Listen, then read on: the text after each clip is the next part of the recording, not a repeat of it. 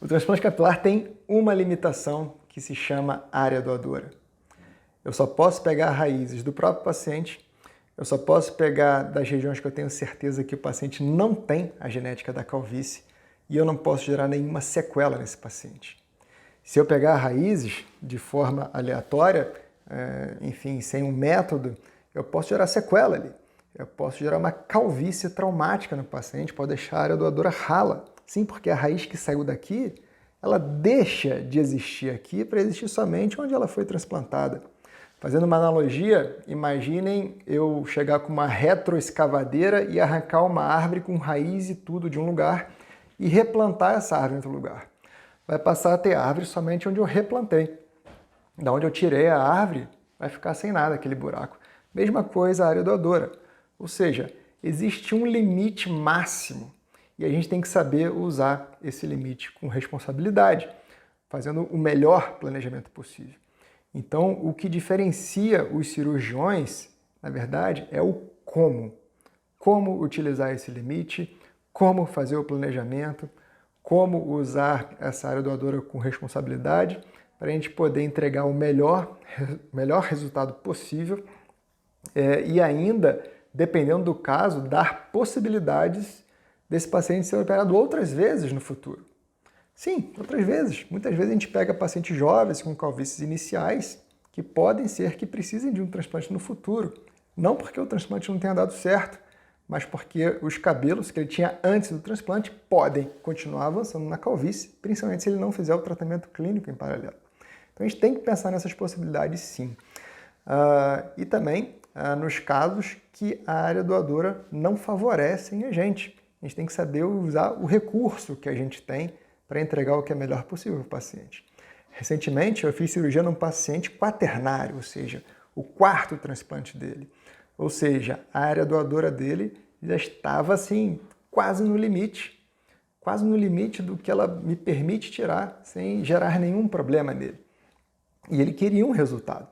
Então, cabe a nós, cirurgiões capilares, deixar o paciente ciente do limite do transplante, do limite de cada cirurgia e tentar confeccionar junto com o paciente, de forma que o paciente entenda esses limites para entregar, assim, um resultado realista e que seja possível. E caso o paciente não entenda essa limitação, essa cirurgia não pode acontecer. Porque, independente, se a gente fizer uma cirurgia excelente e o paciente esperar um resultado diferente, acima da possibilidade, ele vai ficar triste. Então é muito importante essa conversa, esse planejamento em conjunto, para que a gente use a área doadora de forma responsável e que o paciente participe desse planejamento para que ele possa estar ciente.